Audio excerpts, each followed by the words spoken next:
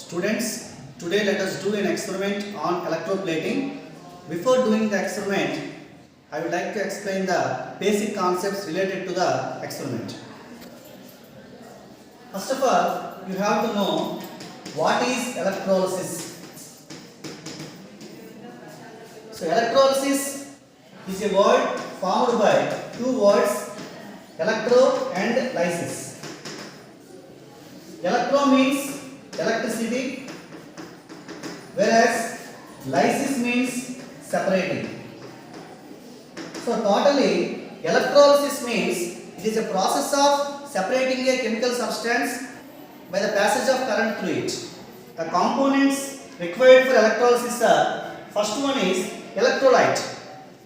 Electrolyte is a chemical substance which is in liquid state or aqueous solution state which can allow current through it. The examples of electrolyte are acid solution, base solution and salt solution and also molten salts. Now second one is electrodes. Electrodes are two metal plates or metal rods or graphite rods which are immersed in the electrolyte and current enters or leaves the electrolyte through these electrodes. The electrode which is connected to positive terminal of the cell is called as anode, and the electrode which is connected to negative terminal of the cell is called as cathode. Similarly, next one is electrolytic cell or voltmeter. It is nothing but a non-conducting vessel like glass beaker or plastic vessel which is used to carry out electrolysis. Next one is external power source. We need a DC power source to carry out the electroplating. This is the diagram of electrolysis. If you observe, anode, this is cathode, this is electrolyte. So electrolyte, cathode and anode, all these are conducting. When electricity passes through the anode, it passes through electrolyte and again it passes through cathode. So here, when electricity passes through the electrolyte, it decomposes and positive ions move towards cathode, negative ions move towards anode, and there will be oxidation and reduction takes place at cathode. At cathode, reduction takes place. Reduction means addition of electrons. Addition of electrons. Whereas at the anode, oxidation takes place. So oxidation means removal of electrons.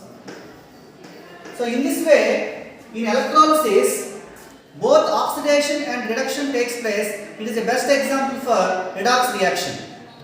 Electrolysis has several technical and commercial applications.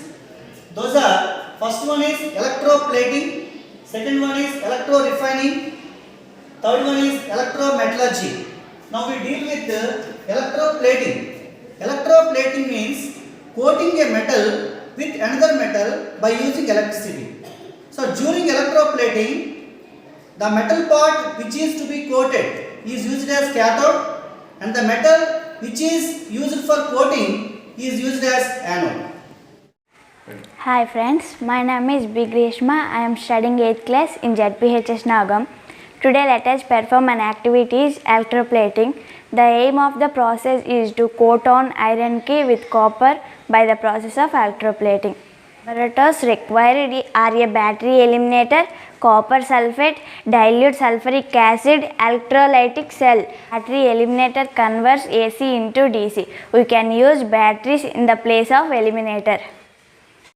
Take 3/4 of water in a voltmeter.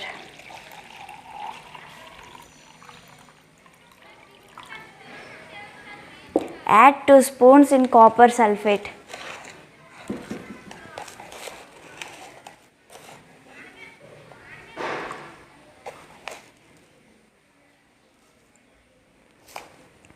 Now add few drops dilute sulfuric acid.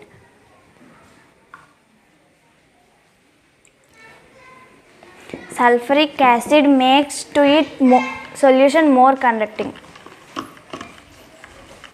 Take a copper plate and connect to it positive terminal of the eliminator. Take an iron key, connect it negative terminal of the eliminator. Immerse the two electrodes in copper sulfate solution. Allow current to pass about 15 minutes.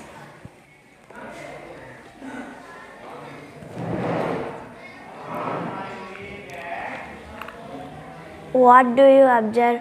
Do you find any coating on iron key? Yes, iron key is coated with copper. How will this happen? Copper sulfate decomposes into ions. CuSO4 gives rise to Cu2 plus SO4 2 minus. Cu2 plus ions move towards iron key. At cathode, Cu2 plus 2 electrons gives rise to Cu. Copper undergoes oxidation at anode. Cu gives rise to Cu2 plus 2 electrons. Cu2 plus SO4 2 minus gives rise to CuSO4. So there is no change in the concentration of copper sulfate solution. In this way, iron key is coated with copper by electroplating.